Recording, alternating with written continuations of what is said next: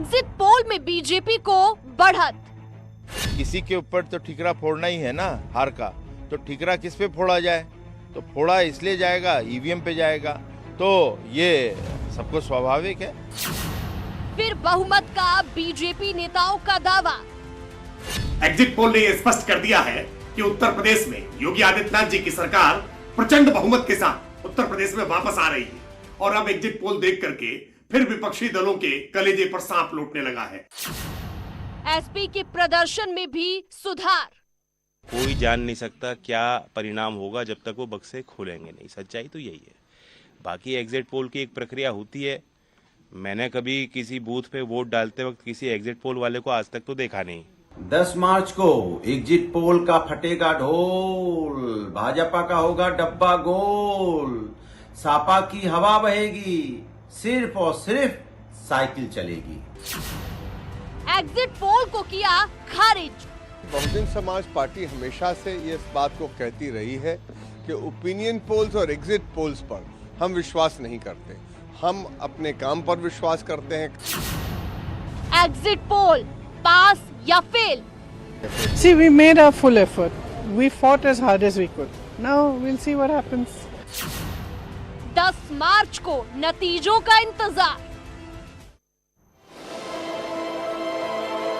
नमस्कार, स्वागत है आप सभी का। मैं हूं आपके साथ आस्था कौशिक। उत्तर प्रदेश के सियासी महासंग्राम में अब 10 मार्च को आने वाले नतीजों का इंतजार है, लेकिन नतीजों से पहले एग्जिट पोल के अनुमानों में भाजपा को बढ़त मिलती दिख रही है। तो समाजवादी पार्टी के बारे में पिछली बार से 2 गुनी सीटें जीतने का अनुमान जताया जा रहा है।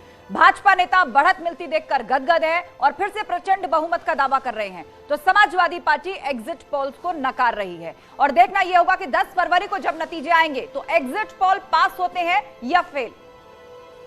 सीधे अब आपको लिए चलते हैं। हमारी सहयोगी मेनका चौधरी इस वक्त हमारे साथ लखनऊ से जुड़ रही हैं। मेनका, आपके साथ वहां पर गेस्ट पैनल है और लखनऊ की जनता भी है, तो चर्चा कीजिए। बीजेपी एक तरफ काफी उत्साहित है, गदगद है इस सबको देख के, लेकिन समाजवादी पार्टी कह रही है ये एग्जैक्ट पोल नहीं है, 10 मार्च को देखिएगा तस्वीर बदल जाएगी।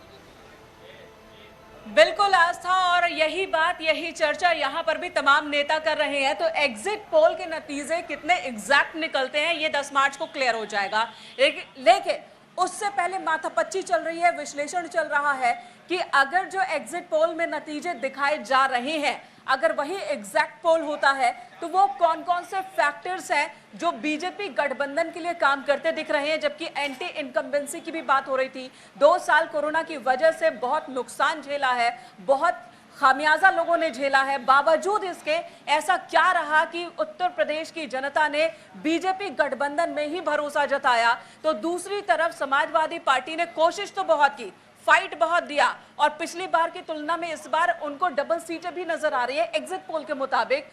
लेकिन कहां खामी रह गई, कहां गलती रह गई कि 34 साल का इतिहास उत्तर प्रदेश का और वो बदल जाएगा कि यहां पर एक पॉलिटिकल पार्टी जो सत्ता में है वापस सत्ता में आ जाएगी और दूसरे को जिससे उम्मीद कही जा रही थी, परिवर्तन के बयार कही जा रही थी, वो नहीं हो पाएगा। और अगर एग्जिट पोल उल्टा हो जाता है तब तो वाकई डिस्कशन ही उल्टा हो जाएगा, जैसा कि समाजवादी पार्टी लगातार दावे कर रही है। इस वक्त हमारे साथ कौन कौन मेहमान हैं ये आपको और दर्शकों को बता दूं।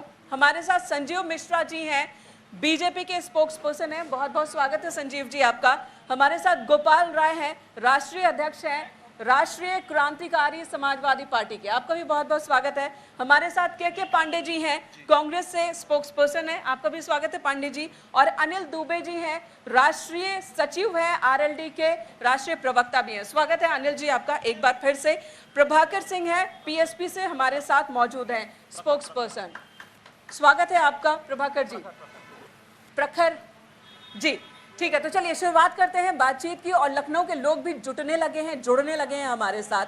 सबसे पहले मैं संजीव मिश्रा जी आपके पास ही आऊंगी। सब कुछ अच्छा दिख रहा है बीजेपी के लिए, तो जितने भी एग्जिट पोल हैं और कईयों ने तो आपको पिछली बार से भी ज्यादा सीटें दे दी हैं, उम्मीद से ज्यादा दिखा रहे हैं क्या? नहीं, देखिए क्या होता है कि जब एक साल भर बच्चा पढ़ता है और कोई क्लास छोड़ता नहीं है, तब जब एग्ज़ाम देने जाता है तो निश्चित रूप से उसका एग्ज़ाम 100% होता है।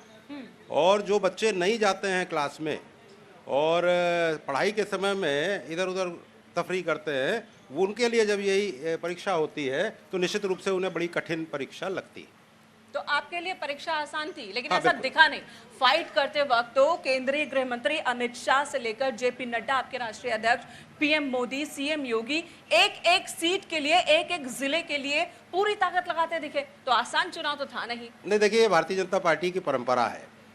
किसी भी स्तर का चुनाव होता है, भारतीय जनता पार्टी उसको पूरी मजबूती से होमवर्क करके चुनाव लड़ती है। हमने जिस तरीके से पन्ना प्रमुख से लेकर के बूथ लेवल पर अपना संगठन मजबूत किया था, जिस तरीके से उत्तर प्रदेश में योगी जी के नेतृत्व में हमने विकास के काम किए थे, जिस तरीके से कोरोना जैसी वैश्विक महामारी में आदरणीय योगी जी के नेतृत्व में और देश में मोदी जी के नेतृत्व में जिस तरीके से हम लोगों का काम हो रहा था, इन्हीं सब बातों पर अगर एग्जिट पोल सही होता है तो चलिए, उसके बाद क्या होगा वो भी हम उस पर भी चर्चा करेंगे। गोपाल राय जी, अगला सवाल आपसे है, और सवाल ये है, पहला तो आपका कमेंट चाहूंगी कि आप कमेंट कीजिए जो एग्जिट पोल के नतीजे हैं उन पर। देखिए, जो एग्जिट पोल आ रहा है वो मुझे लगता है कि कम आ रहा है। ये पिछली बार 325 सीट थी, इस बार 250 से 300 के बीच में अवश्य रहेगी। ऐसा क्यों? ऐसा क्यों? इसलिए कि ऐसा प्रदेश में मुख्यमंत्री भारतीय जनता पार्टी ने दिया था कि उस मुख्यमंत्री एकदम बिल्कुल ईमानदार आदमी और बढ़ते अपराध पर बिल्कुल अंकुश लगाने वाला आदमी, प्लस जात पात की कोई बात नहीं थी, परिवार वाली कोई बात नहीं थी। आज मुख्यमंत्री को देखिए कि एक कपड़े में सिर्फ रहते हैं। दूसरी चीज क्या है, विकास की बातें जो चल रही थी, विकास भी कोई छिपा नहीं है। कोविड काल में भी घर घर अनाज पहुंचाया गया, और काम करने के लिए मोदी जी का जो नारा था कि सब श्रेष्ठ भारत, एक भारत वाला, वो भी बहुत बढ़िया था। सबका साथ, सबका राष्ट्रवाद का मुद्दा चला है जी, बिल्कुल। राष्ट्रवाद के साथ साथ मोदी जी ने जो काम किया था सेंट्रल गवर्नमेंट ने और स्टेट गवर्नमेंट ने, हर आदमी यहाँ पर देखिए, एक व्यक्ति समाजवादी पार्टी का उधर बैठा हुआ नीला वाला, लेकिन उसने कहा भैया हमने बटन पर इसलिए कमल के फूल पर दबाया। हमने कहा तुम्हें जो इच्छा होगी बोलना, तो उसने कहा कि नहीं, कमल के फूल पर दबाने से हम लोगों का फायदा यह है कि कम से कम अनाज तो घर पहुंच रहा है। कोविड काल में सरकार ने बहुत बड़ा काम किया है। जो बड़ी बातें आपने कही है, एक आपने कहा राष्ट्रवाद का मुद्दा, दूसरा आपने कहा कि सुरक्षा का मुद्दा, तीसरा आपने कहा कि जो योजनाएं थी खासकर राशन, वो विपत्ति के काल में भी, महामारी के दौर में भी लोग भूखे नहीं सोए, उनके घरों तक राशन पहुंचा, काम भले नहीं था, खाना जरूर था घर में। ये एक बहुत बड़ा मास्टर स्ट्रोक रहा। हमारे कई सहयोगी भी इस बात का जिक्र कर रहे हैं कि राशन एक बहुत बड़ा मुद्दा, खासकर अगर हम पूर्वांचल में आ जाए तो वो एक बहुत बड़ा गेम प्लेयर यहाँ पर रहा है। ठीक है, ये तो एक तरफ के सुर हो गए। अनिल दुबे जी, दूसरे तरफ की कमान आपके हाथ में है। आरएलडी समाजवादी गठबंधन जब ये हुआ था, बहुत जोर शोर से, बहुत उम्मीदों के साथ कि जो परिवर्तन की बयार है वो पश्चिम से ही शुरू होगा, इसी गठबंधन के साथ शुरू होगा, और आखिर में जो छोटे छोटे दल हैं, स्वामी प्रसाद मौर्य हैं, साथ ही राजभर जी हैं, उनके साथ मिलकर के परिवर्तन पूरा ला दिया जाएगा। उत्तर प्रदेश में ऐसा होता दिख नहीं रहा है, आपके पश्चिम में भी ऐसा नहीं होता दिख रहा है। नहीं, जब तक ईवीएम नहीं खुल जाती है, जब ईवीएम खुलेगी तभी ना स्पष्ट हो सकता है। इस तरह के जो एग्जिट पोल है, मैं तो आज तक मुझे पता नहीं चला कि ये चैनल डेटा कहाँ से ले आते हैं। ठीक है, जो दिखा रहे हैं, किन लोगों से बात कर लेते हैं, ये डेटा कहाँ से ले आए। अच्छा ठीक है, सुनिए अनिल जी, तो नहीं अनिल जी ठीक है, ये परिपाटी है। जब काउंटिंग होगी तभी पता चल पाएगा। बिल्कुल अनिल जी, यही बात मैं भी कह रही हूँ कि ये एग्जिट पोल है, एग्जैक्ट पोल नहीं है। नतीजों के बाद ही साफ साफ पता चलेगा कि एग्जिट पोल कितने सही कितने गलत। लेकिन उससे पहले एक चर्चा तो हो रही है और होगी ही, क्योंकि कोई एक एजेंसी नहीं है जो ऐसा कर रही है, तमाम एजेंसियां हैं और सबके लगभग उसी तरह के आ रहे हैं। और जैसा कि बार बार दावे किए जाते रहे, खासकर समाजवादी पार्टी की ओर से और आरएलडी की ओर से, कई सारी एजेंसियों को, कई सारे चैनल्स को आप लोगों ने उनकी क्रेडिबिलिटी पर सवाल उठाया थ्रू आउट द इलेक्शन। लेकिन यहाँ तो मिक्स्ड है, ये मिक्स्ड है, किसी एक दो का रिएक्शन नहीं है। ठीक है, नहीं, लेकिन मैंने ये कहा ना कि आज तक मुझे तो यही नहीं पता चला कि किन लोगों से सर्वे चैनल के लोगों ने किया है, किन लोगों से बात की, कितने लोगों से बात की। मैं इतने सालों से राजनीति में हूँ, मुझसे तो पूछने कोई आज तक नहीं आया। तो अब ना मुझे कोई मिला जिसने ये कहा हो कि हमसे किसी ने पूछा था। हाँ। तो आप एक अनुमान लगा करके इस तरह की चीजें कर रहे हैं जिसका कोई औचित्य नहीं है। जब अब इस पर हम बहस करें, 10 तारीख को मतगणना होगी और उसमें सारी चीजें स्पष्ट हो जाएगी। तो जब एग्जैक्ट पोल 10 तारीख को आ रहा है तो इस पर बहस करना एक जिसका कहीं कोई औचित्य ही नहीं है, जब हमें कुछ पता ही नहीं कि अनिल जी, आपके इस बात पर और हम बातचीत आगे रखेंगे, लेकिन उससे पहले हम अपने दर्शकों को सुनाते हैं कि क्या दावे सीएम योगी आदित्यनाथ की ओर से किए गए हैं, कितनी सीटें मिलने के बार सीएम कह रहे हैं कि हम 300 से ज्यादा 325 के आसपास सीट इस बार भी जीतने वाले हैं, 80% हमारा और 20% में बंटवारा। ये बात सीएम ने एक बार फिर न्यूज 18 के साथ खास बातचीत में कही। वहीं पूर्व मुख्यमंत्री अखिलेश यादव वो भी यही दावे कर रहे हैं। हालांकि शुरू में वो 400 सीट कह रहे थे, अब वो 300 सीट कह रहे हैं कि उनको भी मिलने जा रही है। दोनों को सुन लेते हैं, उसके बाद चर्चा आगे बढ़ाएंगे।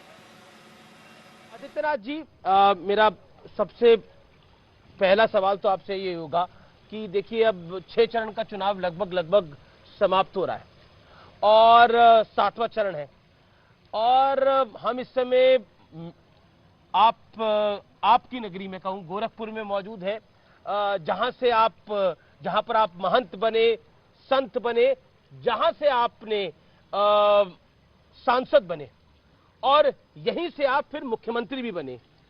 तो 6 चरणों के चुनाव के बाद मन में क्या आ रहा है योगी जी? देखिए, प्रदेश में जनता जनार्दन का जो अपार स्नेह प्रधानमंत्री मोदी जी के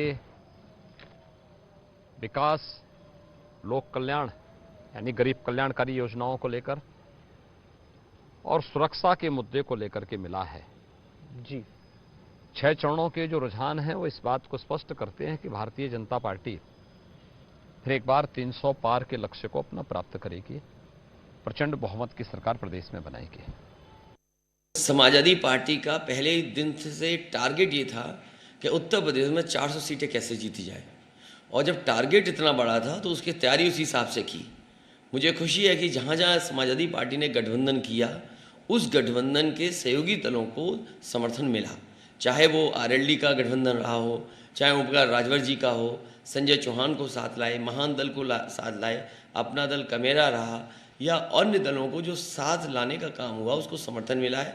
मुझे लगता है कि जो टारगेट था 400 का, उसके लिए मेहनत हुई है, तो कम से कम 300 सीटें तो गठबंधन जीतने जा रहा है। ठीक है, तो दावे दोनों के सुन लिए आप लोगों ने एक बार फिर से, और इस वक्त हमारे साथ प्रखर जी भी जुड़े हैं, पीएसपी से हैं, समाजवादी पार्टी के साथ हैं। प्रखर जी, मैं ये नहीं कर रही कि यही एग्जिट पोल एग्जैक्ट पोल होने जा रहा है, तस्वीर बदल भी सकती है, लेकिन अगर यही आंकड़े आते हैं, मंथन तो होगा ना, ये तो कोशिश होगी जानने की कि कहाँ कमी रह गई, इतनी कोशिशों के बाद भी क्यों नहीं हम सत्ता में आ रहे हैं। तो उन आंकड़ों में, और वो आकलन पहले से भी होने लगते हैं, ऐसा कि नहीं होता है, थ्रू आउट दी इलेक्शन भी होता है कि कई बार पार्टी कोई एक स्टेप उठाती है तो कार्यकर्ताओं के मन में होता है कि हाँ, इससे हमें कितना फायदा है और कितना नुकसान। पीएसपी जिस तरह से समाजवादी पार्टी के साथ आते हैं और जितनी सीटों की जरूरत थी मिली नहीं, क्या ये सारे फैक्टर्स भी काम करेंगे इस पर? देखिए, सबसे पहले मैं आपको एग्जिट पोल के बारे में बोलना चाहूँगा। तो आप जस्ट पीछे के 2 इलेक्शन चले जाइए, बंगाल के और दिल्ली के।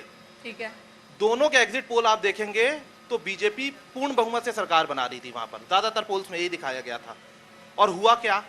तो मेरा कहना है कि 10 तारीख का इंतजार करें और रिजल्ट आपके सामने आ जाएगा। समाजवादी गठबंधन पूर्ण बहुमत से सरकार बनाने जा रहा है। दूसरी चीज़, अभी बीजेपी के मैं प्रवक्ता ने एक बच्चे का एग्जाम्पल दिया, तो मैं इसमें बोलना चाहूँगा, एक बच्चा है जो क्लास में जाता है, दिन भर दिखता है मगर कुछ काम नहीं करता, उसके बाद जब एग्जाम देके बाहर निकलता है तो कहता है कि मैं बहुत अच्छा मैंने काम किया। तो यह उसी बच्चे की तरीके हैं, इन्होंने कोई काम वाम नहीं किया है।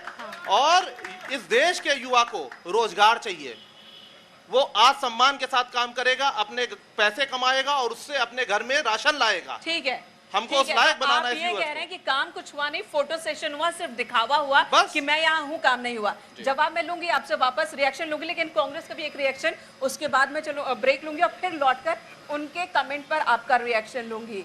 के पांडे जी, कांग्रेस ने शुरू में लगा कि प्रियंका गांधी वाकई कुछ कमाल दिखाने आ रही हैं हर एक मुद्दे पर, चाहे वो लखीमपुरी की घटना हो, उन्नाव का मसला हो, हाथरस का मसला हो। समाजवादी पार्टी से भी पहले कांग्रेस महासचिव वहां पहुंचती है, मुद्दों को उठाया जाता है, सड़क पर संघर्ष दिखता है, लेकिन जो एग्जिट पोल में आंकड़े आ रहे हैं वो कहीं जस्टिफाई उस चीज को करते दिख नहीं रहे। कहाँ कोई कमी रह गई? देखिए, आज सवाल आपका एग्जिट पोल पे है और हम सारे साथी बैठे हैं एग्जिट पोल पे, तो मैं ये बता रहा हूँ कि यह एग्जिट पोल विज्ञापन पोल है, पूरी तरह से मीडिया का विज्ञापन पोल है।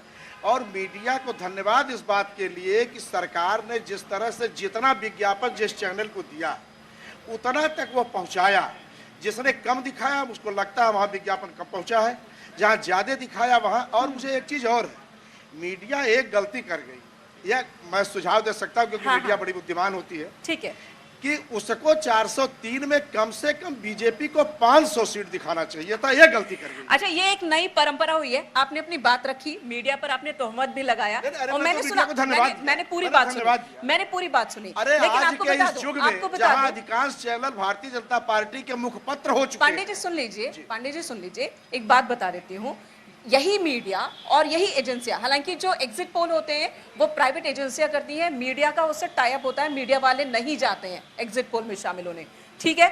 और यही एग्जिट पोल जो है वो उत्तराखंड में कांग्रेस को सरकार बनाते भी दिख रही है, ठीक है। तो ये बहुत आसान होता है पूरे इलेक्शन के दौरान, पूरे, मैं एक ब्रेक के लिए रुकना होगा, लौटूंगी आपसे, इस पर रिएक्शन भी लूंगी। पूरे इलेक्शन के दौरान हमने देखा कि मीडिया की क्रेडिबिलिटी को लेकर बार बार सवाल उठाए जाते रहे, लेकिन जो आंकड़े हैं, एग्जिट पोल है, वो थर्ड पार्टी का है, वोट दे रहे हैं मतदाता, वोटिंग कर रही है आम जनता, रिएक्शंस हम आम लोगों के दिखा रहे हैं। तो ये आसान है कि जब अपनी तरफ की बात ना हो तो तोहमत लगा दो सामने वाले पे, खुद से सवाल हो जाए तो सवाल करने वाले पे सवाल लगा दो। सरकार कितने दूर कितने पास, किसकी सरकार बनने जा रही है? एग्जिट पोल्स के जो रुझान सामने आए हैं उसमें उत्तर प्रदेश में भाजपा की सरकार और उत्तराखंड के लिए आधी आधी परिस्थिति सामने आ रही है। लेकिन समाजवादी पार्टी उत्तर प्रदेश के परिप्रेक्ष्य में इन सभी एग्जिट पोल्स को खारिज करते हुए कह रही है कि देख लीजिएगा, नतीजे बदल जाएंगे, असल नतीजे अलग होंगे, उसका इंतजार कीजिए। हमारे साथ मेनका चौधरी जुड़ी हुई है, मेरी सहयोगी लखनऊ से, और उनके साथ पूरा गेस्ट पैनल भी है। मेनका, जरा चर्चा कीजिए उनसे।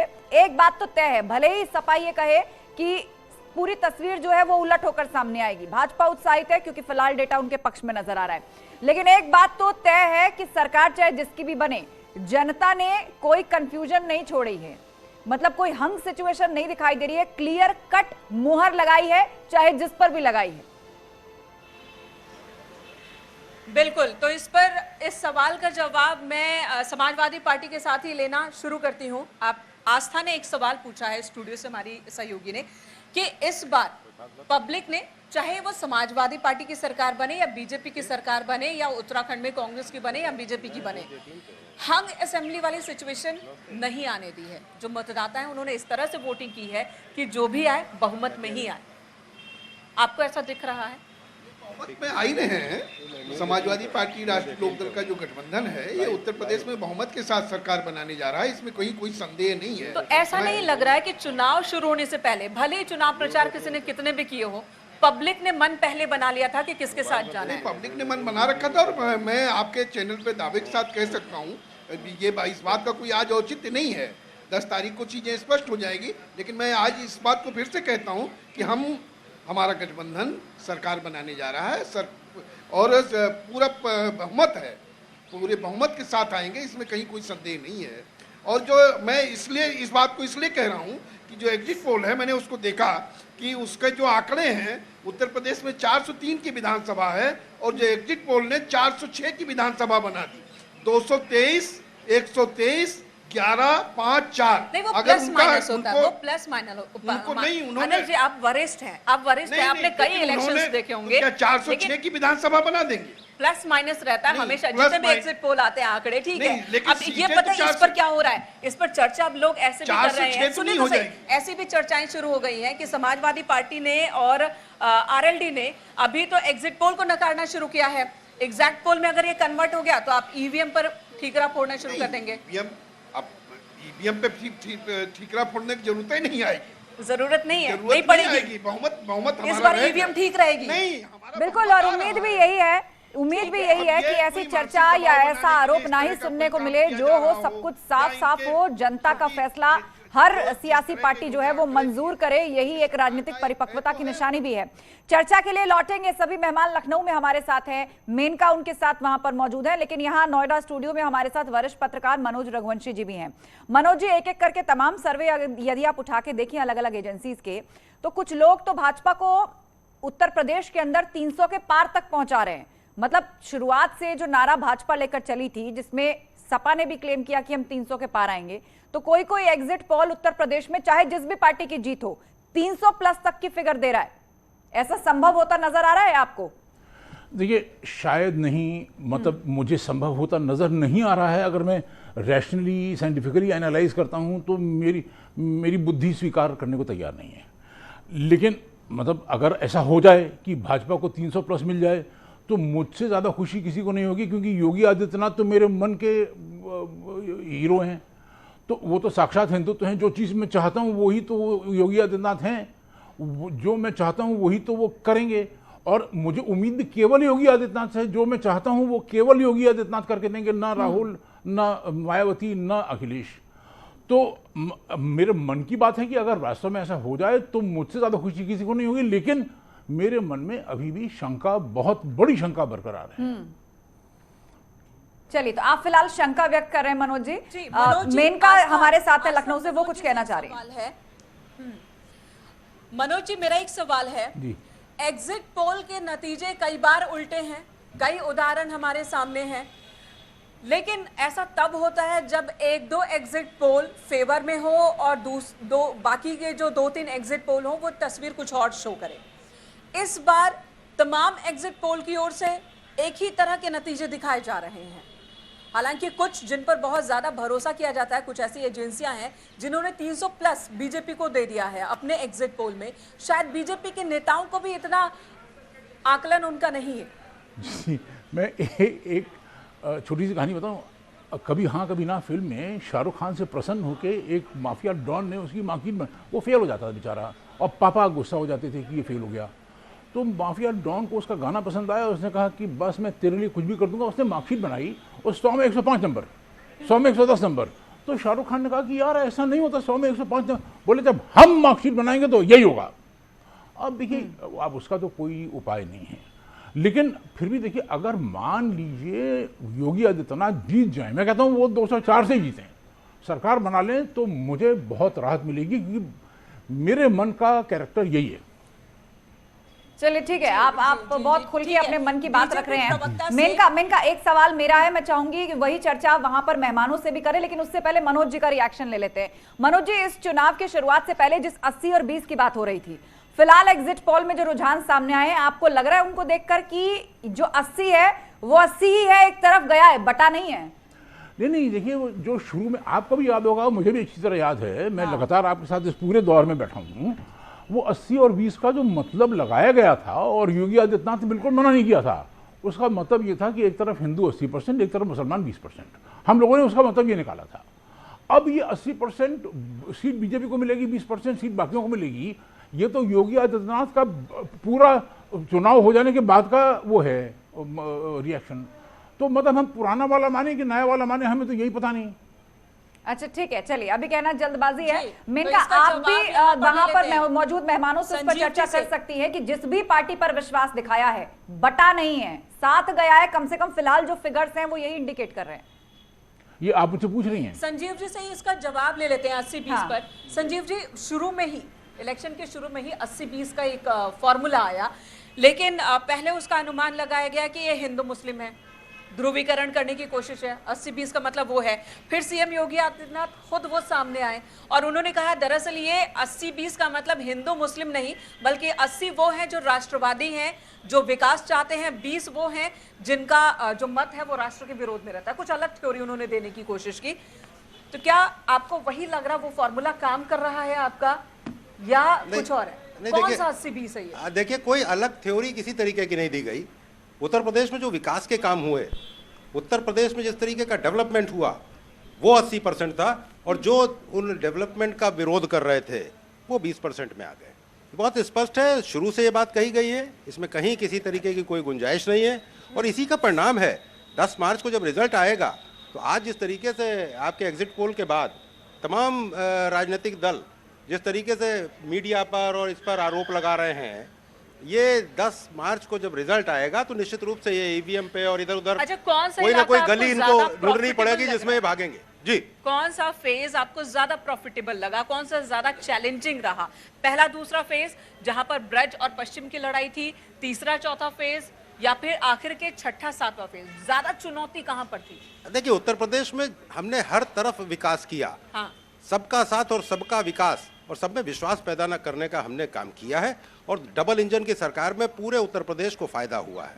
जहाँ एक तरफ एयरपोर्ट की बात होती है, वहीं पूर्वांचल एक्सप्रेसवे की बात होती है।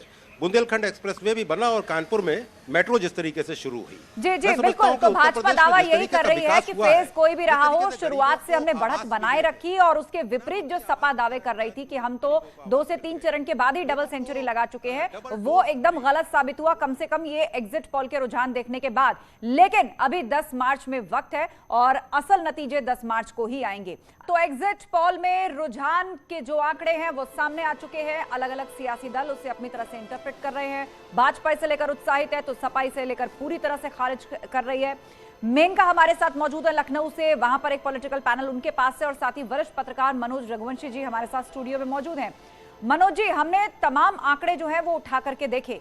ज्यादातर लोग उत्तर प्रदेश में भाजपा की सरकार बता रहे हैं और उत्तराखंड में कुछ लोग कांग्रेस की सरकार बनने जा रही है ऐसा भी प्रेडिक्ट कर रहे हैं। लेकिन यूपी में तकरीबन स्थिति क्लियर है कि ज्यादातर एग्जिट पोल्स का यही कहना है कि सरकार भाजपा बनाएगी। सपा इसके ठीक विपरीत बयान देती है, पर उत्तराखंड में पसोपेश कुछ नजर आ रही है। यहाँ पे आपको लग रहा है मामला यहाँ पर डाइसी हो सकता है, या फिर एग्जिट पोल जो है उनमें ज्यादातर भाजपा और 2 एग्जिट पोल कांग्रेस की भी प्रेडिक्शन कर रहे हैं? देखिए, आप अपने आप को एक जज की हैसियत में रख के अगर देखें तो उत्तराखंड के एग्जिट पोल जो आपसे कह रहे हैं, मान लीजिए 3 गवाह आपके सामने पेश हुए, उन्होंने कहा हुजूर मर्डर दोपहर 12 बजे दिन दहाड़े हुआ था, मैंने देखा था। 3 गवाह आपके सामने पेश हुए, उनका हुजूर मर्डर रात के 12 बजे हुआ था, बिल्कुल अंधेरा था, मैंने देखा था। अब आप उसका एक जज की हैसियत से आप निष्कर्ष ये नहीं निकालेंगी कि मर्डर शाम को 6 बजे हुआ था। मतलब 3 गवाह कह रहे हैं दोपहर 12 बजे, 3 गवाह कह रहे हैं रात 12 बजे, तो मतलब मर्डर हुआ ही नहीं था। सब गवाह झूठ बोल रहे हैं। शाम 6 बजे का निष्कर्ष कैसे निकाल लेंगे हम? मतलब औसत निकाल के हम शाम 6 बजे मर्डर, जज फैसला सुना देगा कि शाम 6 बजे मर्डर हुआ था। एग्जिट पोल का इसका मतलब अगर बिल्कुल एक एक्सट्रीम और बिल्कुल दूसरा एक्सट्रीम, अगर 2 एक्सट्रीम्स बता रहे हैं तो ये चीज ही अनसाइंटिफिक है। मुझे मेरी गले की मतलब बुद्धि के अंदर बात जा नहीं रही है। चलिए, तो बिल्कुल आपने इस पर अपनी राय रखी है, लेकिन लखनऊ में जो मेहमान हैं वो क्या कह रहे हैं? मेनका, एक चर्चा ये भी हुई थी, गृह मंत्री अमित शाह ने जो इंटरव्यू दिया था न्यूज़ 18 को, उसमें उन्होंने कहा था कि ये चुनाव जो है वो मैथमेटिक्स का नहीं है, गणित का नहीं है, ये केमिस्ट्री का है और जो केमिस्ट्री समझ जाएगा वो सरकार बना लेगा। तो वहां मौजूद सभी मेहमानों से पूछे कि अब एग्जिट पोल के ये रुझान देखने के बाद किसका गणित और किसकी केमिस्ट्री चली है, क्या कह रहे हैं, क्या दावे? जी बिल्कुल। और आस्था, जिस तरह से गृह मंत्री अमित शाह ने कहा कि इलेक्शन जो है राजनीति है, वो गणित नहीं बल्कि केमिस्ट्री है, तो यही बात नेताजी भी कहा करते थे, मुलायम सिंह यादव भी, कि राजनीति लोगों की भावनाओं को समझना है। आप जमीन से जितना जुड़े रहेंगे उतना ज्यादा अच्छी राजनीति और लोगों में पकड़ आपकी रहेगी। धरती पुत्र उनको कहा जाता है, लेकिन उन्हीं के पुत्र के लिए किस किस तरह के शब्दों का इस्तेमाल हुआ सभी को पता है। यहाँ पर समाजवादी पार्टी के प्रवक्ता भी हमारे साथ मौजूद हैं और हमारे साथ पीएसपी के प्रवक्ता मौजूद हैं, उनसे बात करते हैं। ब्रेक के दौरान हमारी चर्चा हो रही थी, आपने कहा कि जहां जहां अपोजिशन होता है, विपक्षी दल, वहां पर बीजेपी सत्ता से बाहर हो जाती है। इसी सवाल में जवाब भी है कि समाजवादी पार्टी पीएसपी का गठबंधन थोड़ा पहले नहीं हो जाना था। समाजवादी पार्टी बतौर विपक्ष पूरे 5 साल कहां थी? आप धरती पर दिखे नहीं, ट्विटर पर आपके नेता ज्यादा दिख रहे थे, क्या इसका खामियाजा उठाना पड़ रहा है? धरती पर आपने दिखाया नहीं, इसकी बात तो अलग है, हम धरती पर दिखे जरूर।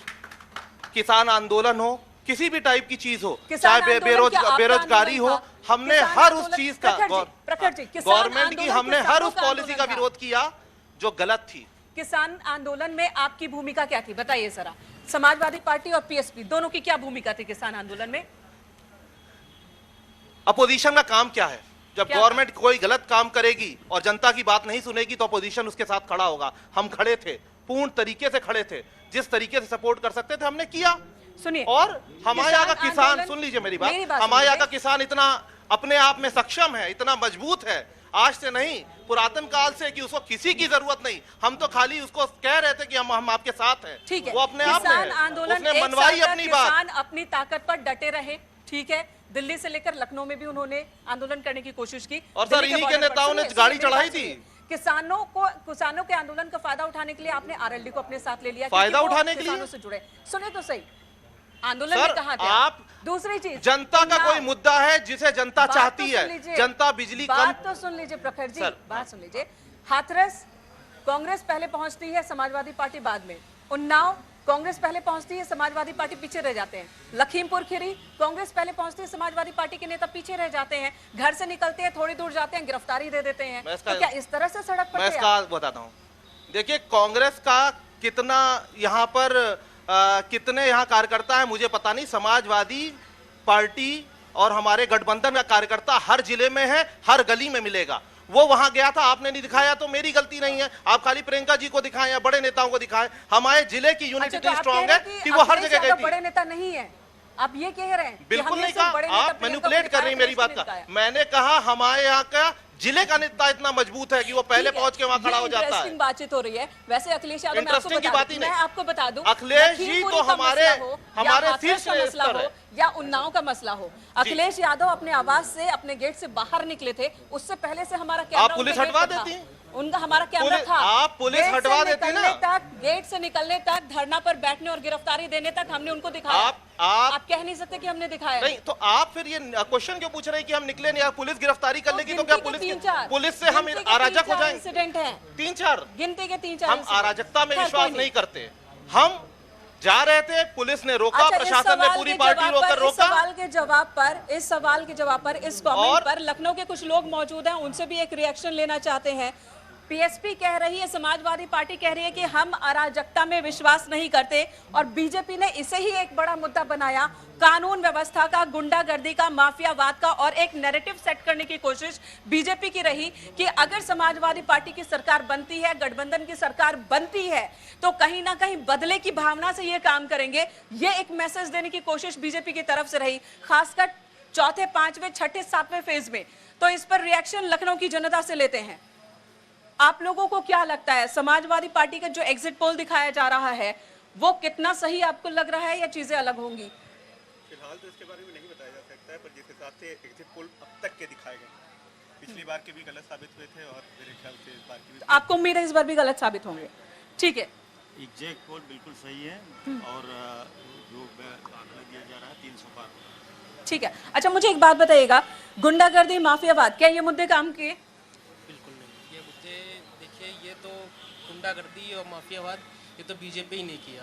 ठीक है, ये तो आपने 5 साल में देखा होगा बीजेपी ने कितनी गुंडागर्दी की। बेटी हाथरस की बेटी रातों रात जलाई गई।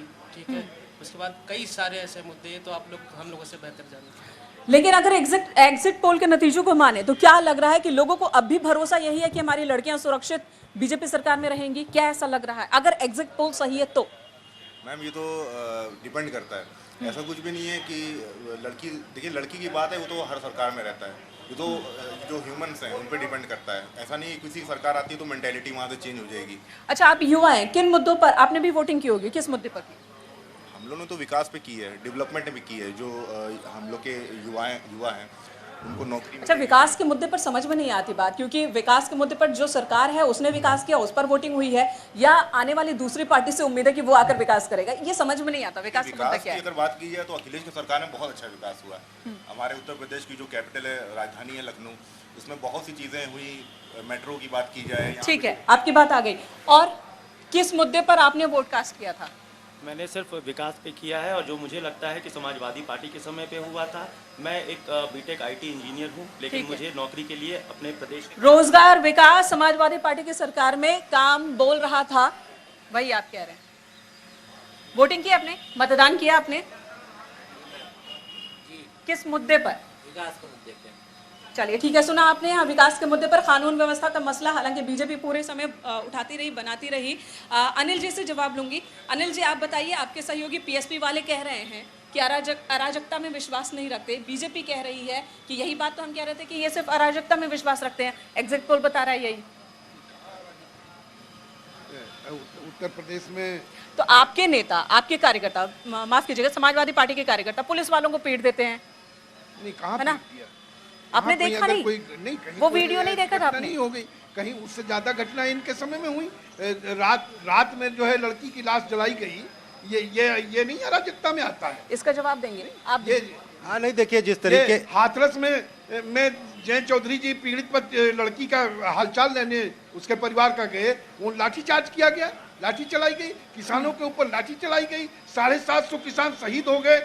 उनका हालचाल ना केंद्र सरकार ने लिया, ना उत्तर प्रदेश की सरकार ने लिया, ना उन्हें शहीद का दर्जा दिया, लेकिन एग्जिट पोल बता रहा है, एग्जिट पोल बता रहा है कि ये जो आपकी जो बातें हैं आप लोगों को समझा नहीं पाए शायद। ठीक है, बिल्कुल मेनका, ये वो तमाम बातें, तमाम मुद्दे हैं जो कि चुनाव प्रचारों के मंच से भी रखे जाते रहे हैं, लेकिन अब स्थिति वो है, हम उस स्टेज पर हैं कि एग्जिट पोल सामने और 2 दिन बाद नतीजे भी क्लियर कट सामने आ जाएंगे।